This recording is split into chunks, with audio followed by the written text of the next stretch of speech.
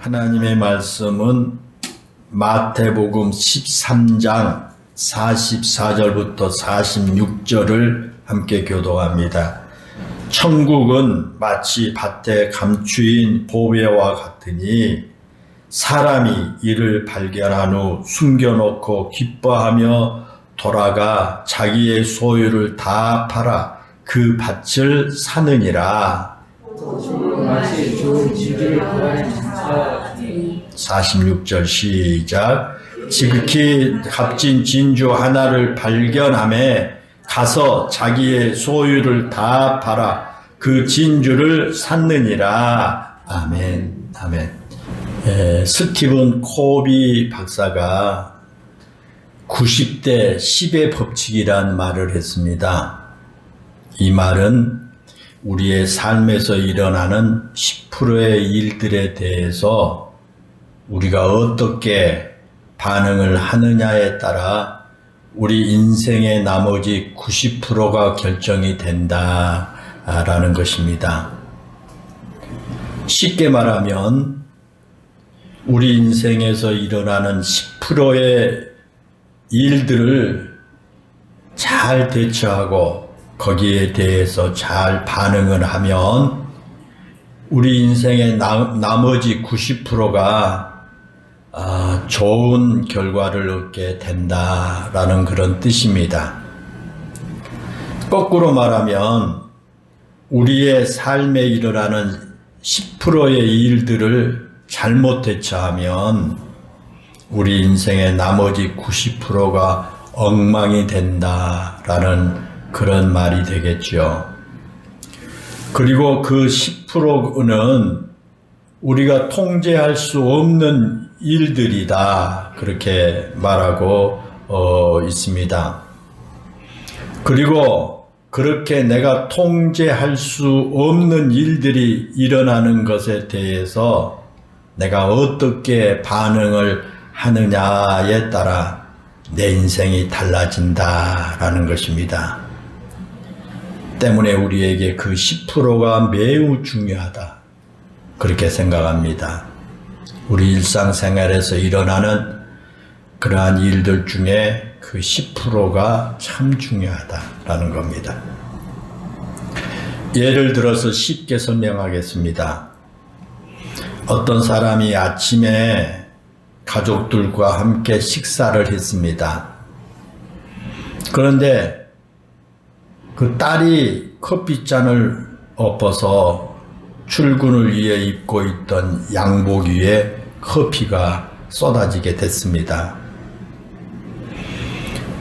딸아이가 그 커피잔을 엎어서 양복에 커피가 쏟아진 그 일은 이미 일어난 일입니다. 그렇죠? 그건 이미 저질러졌어요.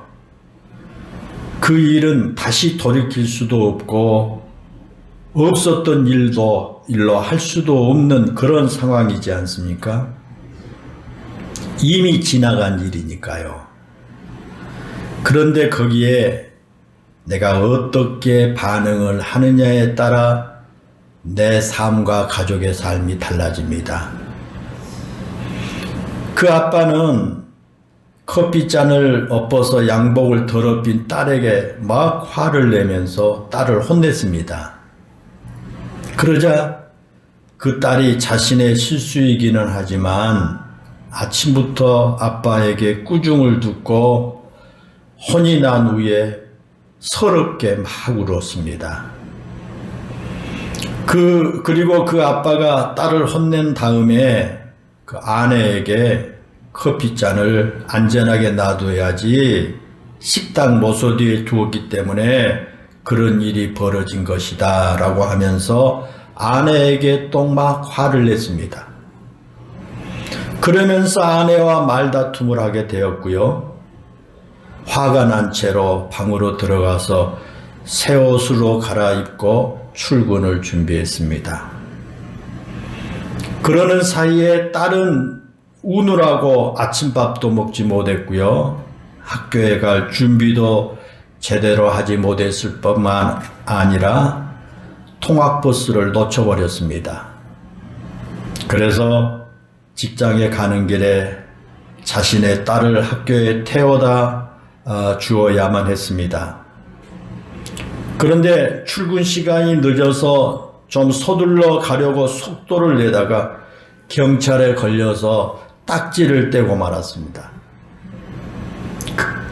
그래서 출근 시간은 더 늦게 되었고 벌금까지 내야만 했습니다. 그리고 그 딸을 학교 정문에 데려다 주었으나 아직도 화가 풀리지 않는 딸이 인사도 하지 않고 학교로 막 뛰어 들어갔습니다.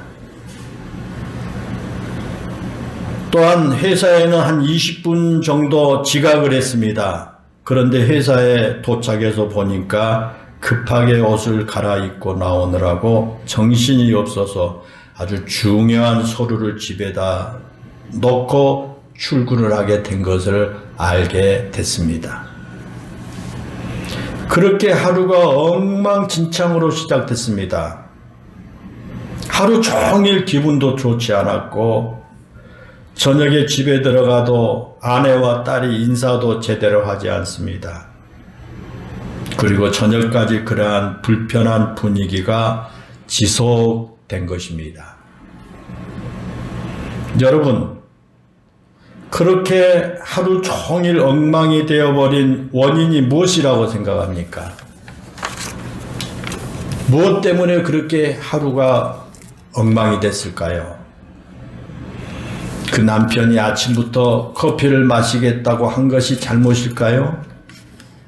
아니면 커피잔을 엎어버린 딸 때문일까요? 아니면 속도 위반 딱지를 뗀 경찰 때문에 하루의 일이 엉망이 되어버렸을까요? 아니면 자기 자신 때문일까요? 그 정답을 우리가 찾기 위해서 다른 측면에서 한번 생각해 봐야 할 것입니다. 딸이 양복에 커피를 쏟았습니다. 그리고 잘못한 딸이 막 울음을 터뜨렸습니다. 그럴 때 그 아빠가 아주 다정하게 괜찮아, 다음부터 조심하면 돼 라고 타이른 후에 다른 양복으로 갈아입고 서류 가방을 들고 출근을 합니다. 그리고 차를 타고 바라보니까 딸이 통학버스를 타면서 자신에게 손을 흔들어 줍니다. 그래서 자신도 같이 손을 흔들어 주었습니다. 그리고 회사에 5분 일찍 도착해서 동료들과 반가운 인사를 나누면서 하루를 시작했습니다. 여러분, 이제 그 가족의 하루의 삶의 차이가 나는 이유가 무엇인지 아시겠습니까? 딸이 커피를 쏟았기 때문에 하루가 엉망진창이 된 게 아닙니다. 아내가 식탁 모서리에 커피잔을 놔둔 것 때문에 하루의 모든 일과가 엉망진창이 된 원인도 아닙니다. 경찰관이 딱지를 뗐기 때문에 하루가 엉망이 된 것도 아닙니다. 여러분, 그렇죠?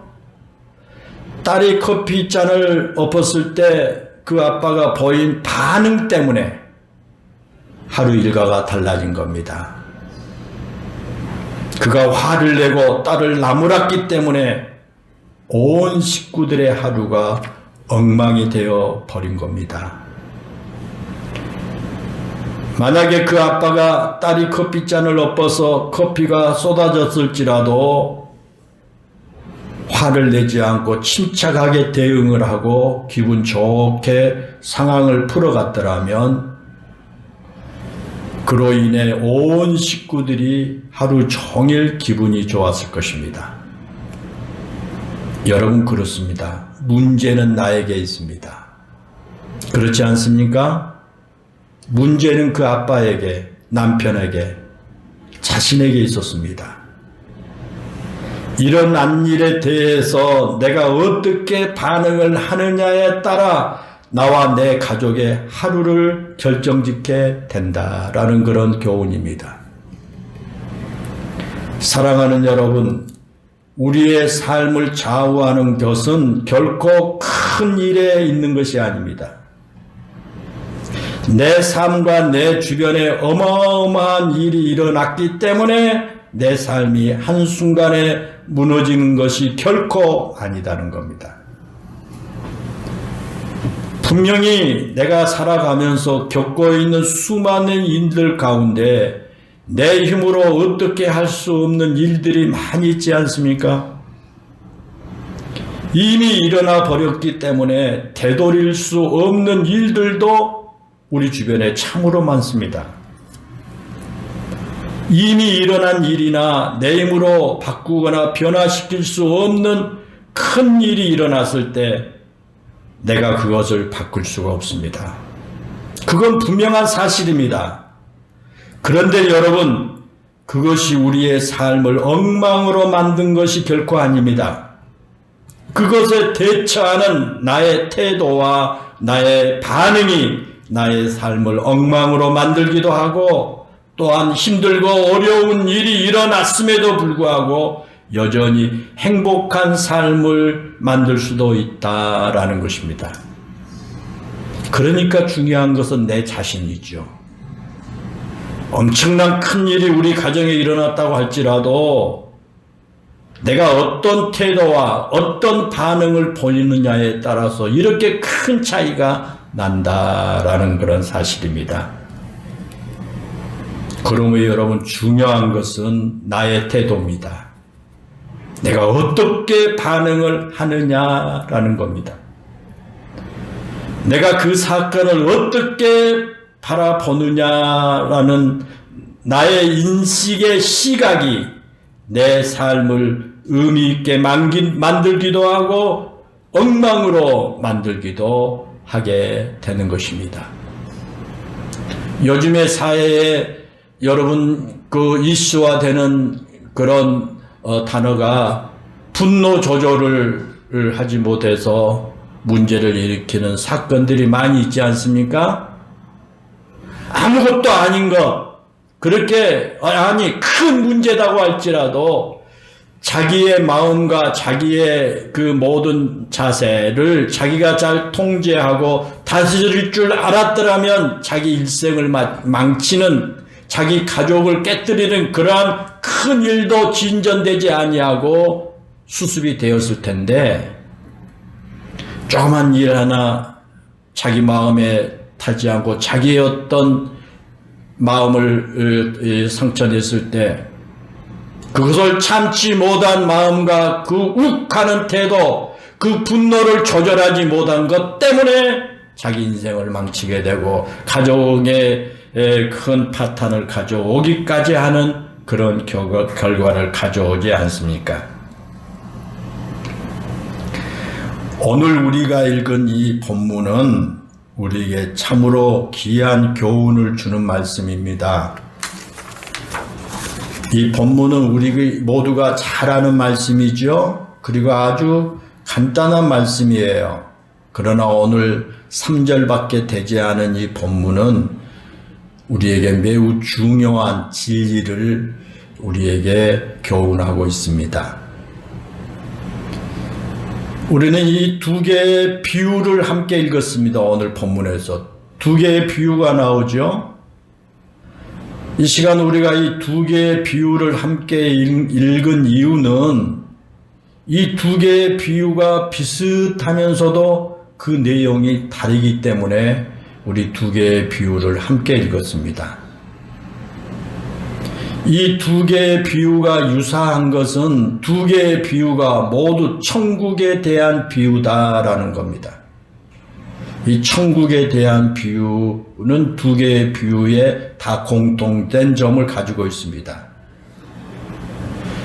이 세상의 가치로 이해할 수 없는 천국의 비유일 뿐만 아니라 천국의 가치를 우리에게 가르쳐 주고 있습니다. 그러나 이 두 개의 비유를 가르쳐 주는 내용은 너무나 다릅니다. 첫 번째 비유는요, 우리가 흔히 밭에 감추인 보화라고 말하면서 밭에 감추인 보화의 비유를 거기 기록되어 있습니다. 여러분, 무엇이 밭에 감추어진 보화와 같다고 말했을까요? 그것은 천국이에요. 천국이 마치 밭에 감추어진 보화와 같다라고 하는 말이에요. 그리고 그 천국은 바로 예수님을 가리킵니다. 예수님은 밭에 감추어진 귀한 보화와 같습니다. 만약 우리가 그것을 발견했다면 자신이 가진 소유를 다 팔아서라도 반드시 사야 합니다.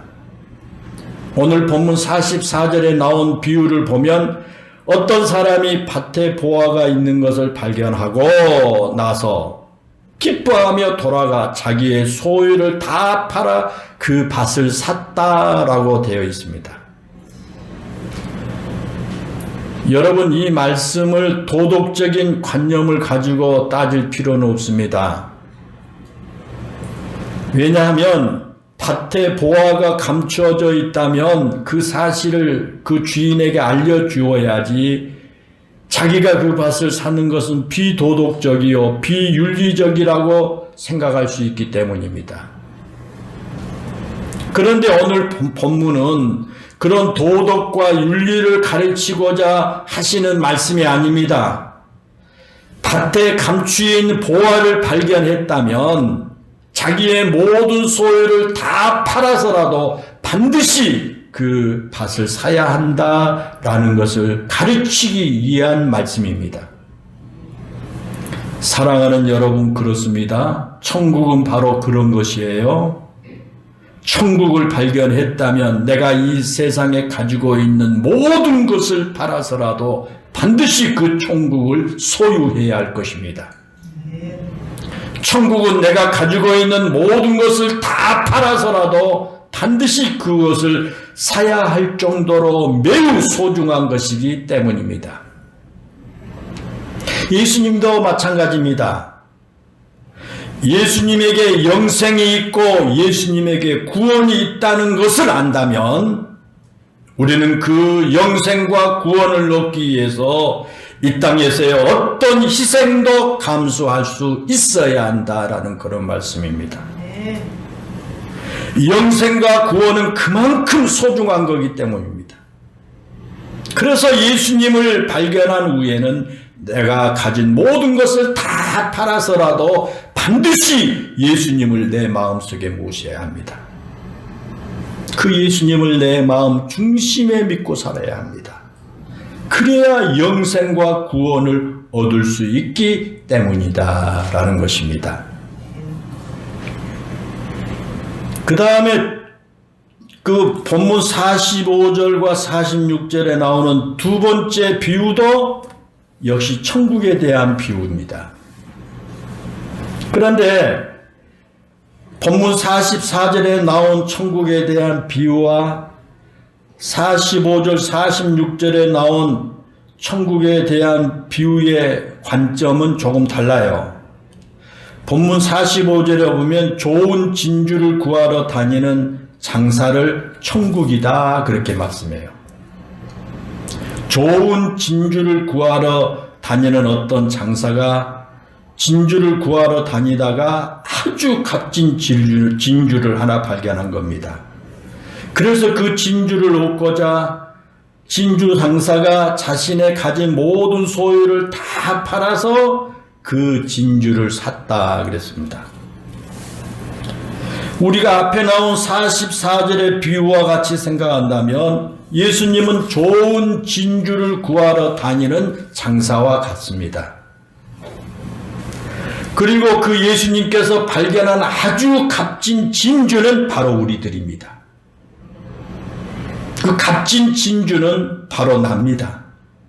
그 값진 진주는 바로 여기 앉아있는 여러분들입니다.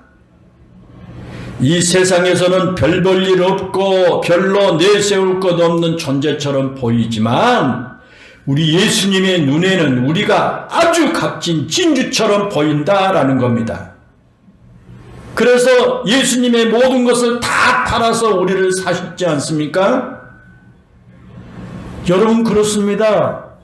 예수님께서는 우리를 핏값으로 이 사시기 위해 하늘 영광 버리시고 자리의 모든 그런 자리를 다 버리시고 이 땅에 오셨지 않습니까? 그리고 이 땅에 오셨을 뿐만 아니라 온갖 고난과 고초를 당하시고 십자가에서 피 흘려 죽으셨습니다. 자신의 생명과 자신의 영광과 자신의 권리 등 모든 것을 우리를 위해 다 내려놓으셨습니다. 그리고 우리를 사주신 겁니다. 그러므로 우리가 구원을 받은 것은 예수님의 그런 희생과 죽으심이 있었기 때문입니다.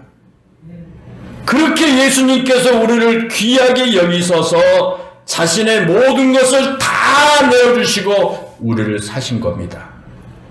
우리가 예수님의 눈에는 그만큼 값지고 소중한 존재이기 때문입니다. 저와 여러분 모두는 예수님 눈에 이렇게 값지고 소중한 겁니다. 자기의 모든 것을 다 주어서 우리를 사주신 겁니다. 다시 말하면 진주와 같은 존재가 저와 여러분이다 라는 그런 말씀입니다.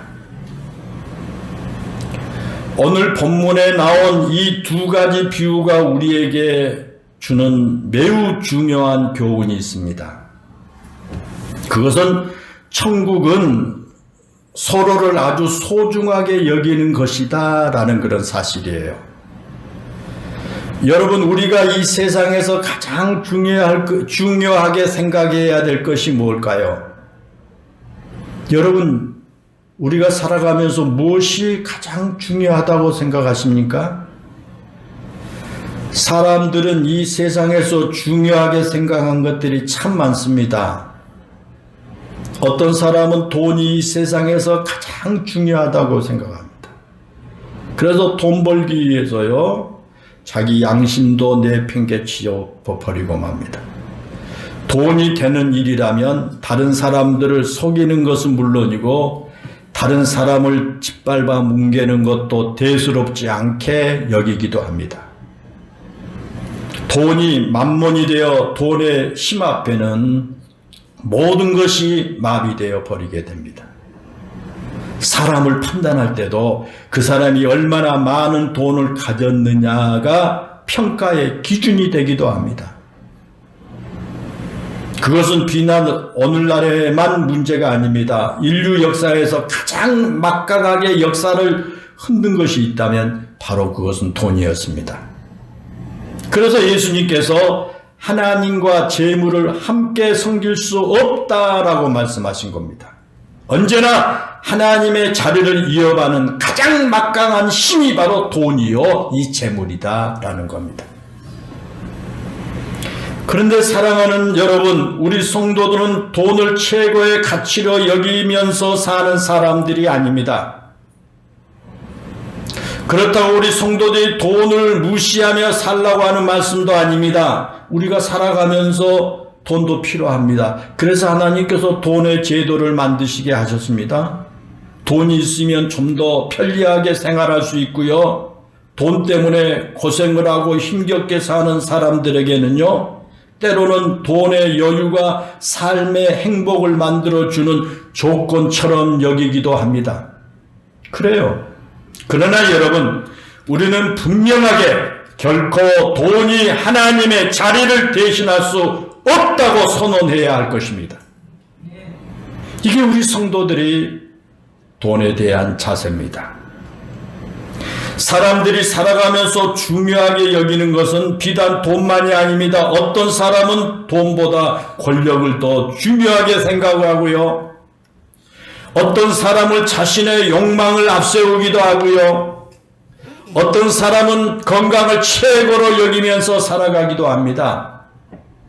그러나 사랑하는 여러분, 우리가 살아가면서 무엇을 최고로 여기든지 그런 것보다 더 중요하게 여겨야 하는 것은 바로 천국이다라고 하는 사실입니다. 이 세상에서의 행복도, 이 세상에서의 성공이나 출세도, 이 세상에서의 그 어떤 부귀와 영화도 천국보다 더 귀한 것은 없다라는 것입니다. 그것을 조금 더 확대한다면 우리 성도들이 가장 중요하게 여기며 살아야 할 것이 바로 믿음이라고 하는 사실입니다. 그렇다면 여러분, 이 믿음이 뭘까요? 우리가 자주 말하고 있는 이 믿음이 뭘까요? 믿음은 우리가 이 세상 그 무엇보다 예수님을 최고로 생각하고 사는 것이 믿음이에요. 한마디로 쉽게 설명한다면 이 세상의 그 무엇보다 예수님이 최고예요 라고 생각하고 사는 것이 믿음이에요. 우리가 오늘 예배 시간에 찬송을 부른 것처럼 주 예수보다 더 귀한 것은 없네. 이 세상과 부귀와 바꿀 수 없네. 이 세상 명예와 이 세상 행복과 바꿀 수 없네. 세상 즐거움 다 버리고 세상 자랑 다 버렸네 라고 생각하면서 사는 것이 바로 믿음입니다. 그런데 여러분, 우리만 그렇게 예수님을 최고로 생각하고 사는 것이 아닙니다.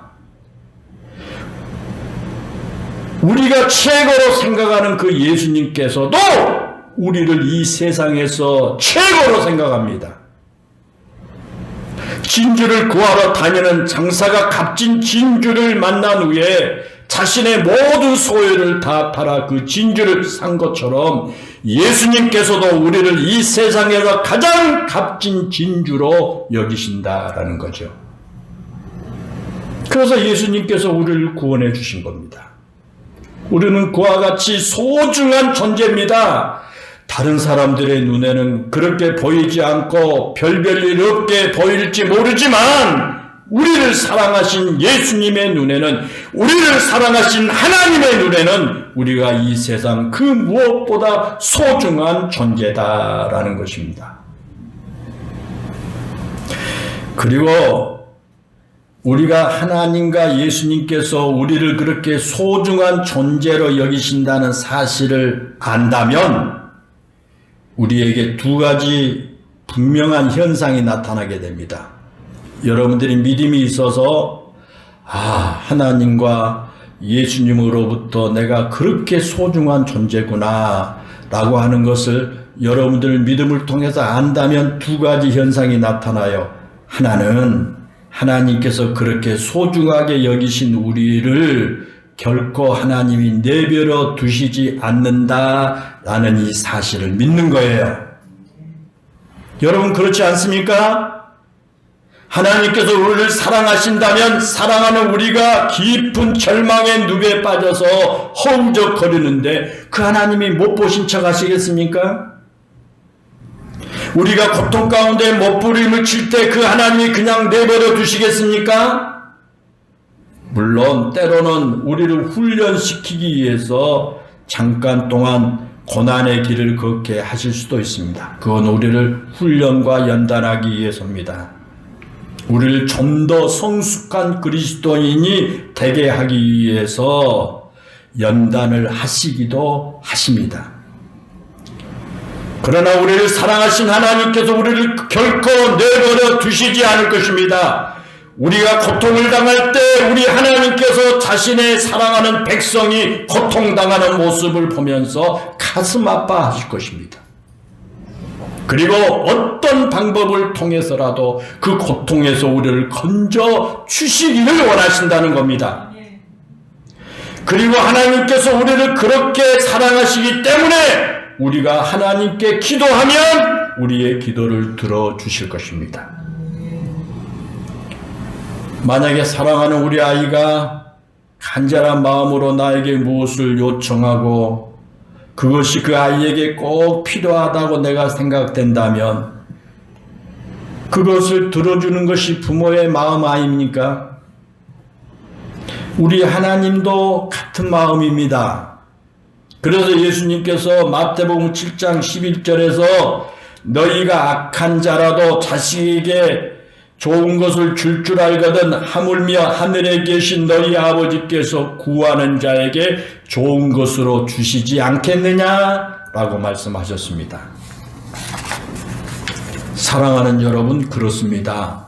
하나님은 우리가 받을 만한 준비가 되어 있다면 언제나 우리에게 좋은 것을 주시기를 기뻐하십니다. 여러분, 왜 그럴까요? 그것은 우리를 사랑하시기 때문이다라는 겁니다. 우리를 소중하게 여기시기 때문에 그렇습니다. 하나님의 사랑하는 백성이요, 하나님이 그렇게 소중하게 여기는 자신의 자녀가 고통스럽고 어렵게 사는 것을 좋아하지 않으시기 때문에 그렇습니다.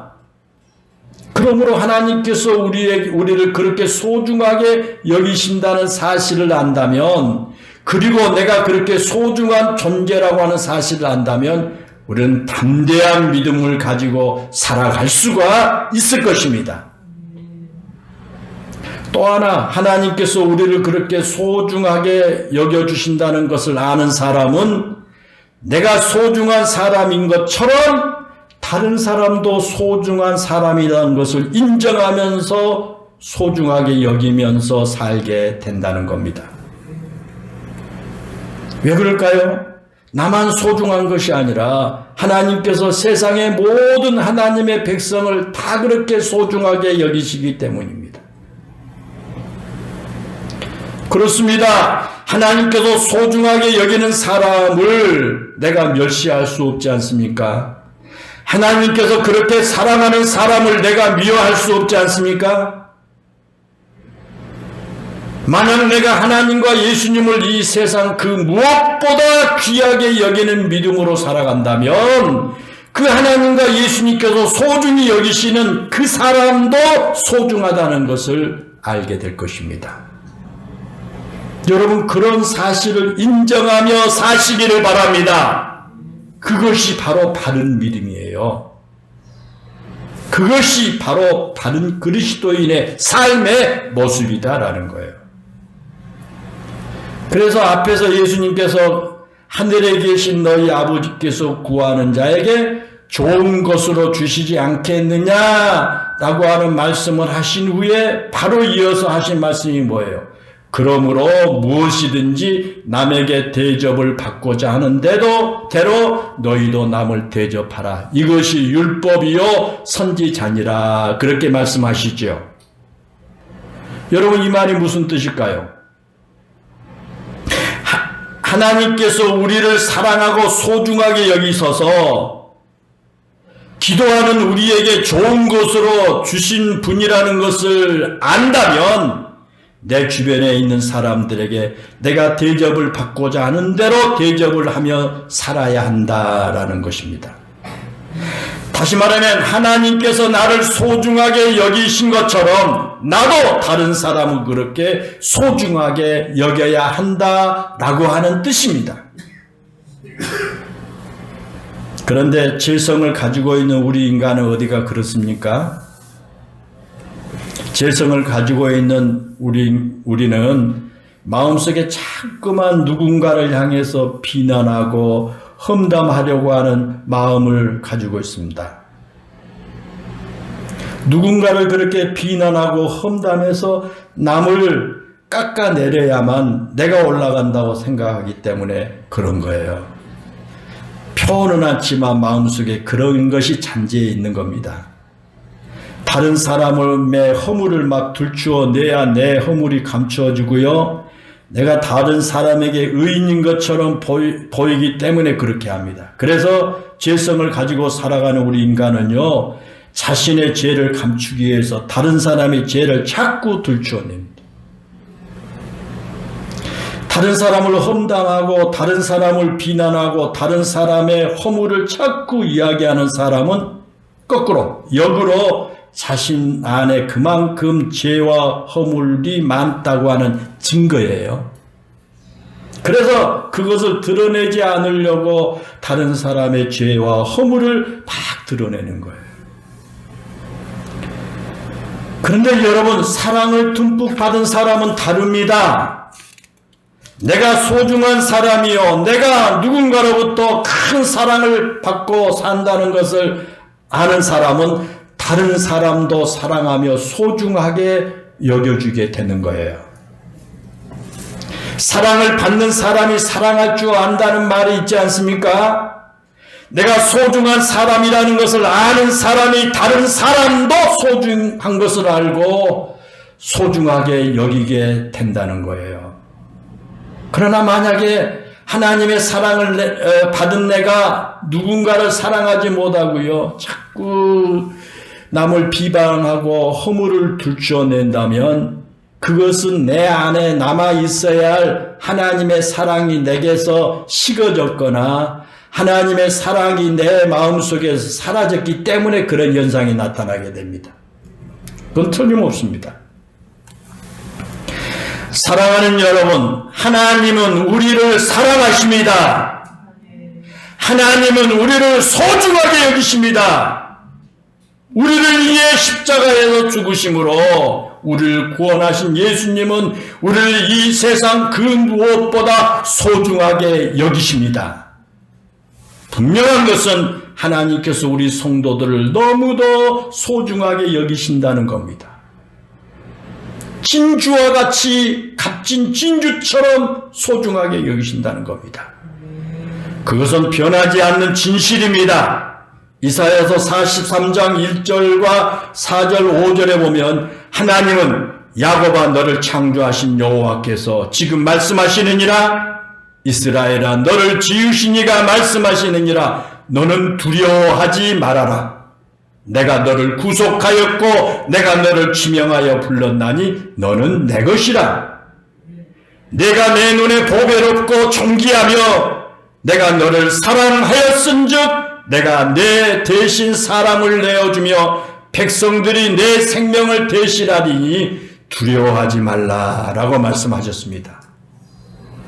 비록 범죄하고 하나님의 마음을 아프게 한 이스라엘 백성이라고 할지라도 하나님께서 여전히 그들을 사랑하신다라는 겁니다. 그들을 보배롭고 존귀하게 여기신다는 겁니다. 그 하나님은 지금도 자신의 사랑하는 백성을 그와 같이 보배롭고 존귀하게 여겨 주실 줄로 믿습니다. 그렇게 하나님으로부터 존귀하고 소중하게 여김을 받은 우리는 이제 우리 스스로 내 자신을 소중하고 존귀하게 여기며 살아가야 합니다. 하나님께서 나를 그렇게 존귀하게 여겨주시고 소중하게 여겨주신데도 내가 스스로 나는 아무것도 아니야, 나는 형편없는 사람이라고 생각한다면 되겠어요? 하나님은 여러분들을 그렇게 소중하고 존귀하게 여기신데 여러분 스스로가 그렇게 여러분을 가치 없게 생각하고 나는 별별 일 없는 사람이고 나는 아무것도 못하고 여러분 그렇게 생각해서 되겠습니까? 사랑하는 성도 여러분, 어느 때보다 어렵고 힘든 이때 하나님께서 우리를 소중하게 여기신 것처럼 여러분도 여러분 자신을 소중하게 여기시며 사시기를 바랍니다. 또한 하나님께서 우리를 소중하게 여기신 것처럼 여러분도 하나님을 소중하게 여기시고 그 하나님만을 섬기며 사시기를 바랍니다. 또한 우리를 소중하게 여기심으로 우리를 위해 자신의 모든 것을 내어주신 예수님처럼 여러분도 그 예수님을 이 세상 그 무엇보다 소중하게 여기며 사시기를 바랍니다. 그리고 예수님께서 사랑하시고 소중하게 여기신 우리의 이웃을 여러분도 소중하게 여기며 살아가시기를 주님의 이름으로 축원합니다. 기도하겠습니다. 은혜롭고 감사하신 아버지 하나님, 참으로 어렵고 힘든 이때에 하나님께서 우리를 진주처럼 소중하게 여기신다는 이 사실을 우리 영일교회 모든 성도들 기억하고 우리 성도들 자신도 내 자신을 소중하게 여기며 살아가게 해주세요. 뿐만 아니라 하나님께서 나를 소중하게 여기신 것처럼 나도 하나님을 소중하게 여기고 자신의 생명까지 내어주시면서 우리를 소중하고 존귀하게 여기신 예수님처럼 우리도 예수님을 소중하게 여기고 또 이 세상의 모든 우리 이웃들을 소중하게 여기며 살아가는 우리 성도들 되게 해 주세요. 이 세상의 그 무엇과도 바꿀 수 없는 이 소중한 천국에 대한 가치를 우리 영일교회 성도들 모두가 마음에 깊이 간직하게 하시고 하나님 천국을 그 소중한 천국을 마음에 간직하며 하나님 안에서 믿음으로 살아가는 우리 영일교회 모든 성도들이 다 되게 해 주세요. 예수님의 이름으로 기도하옵나이다. 아멘.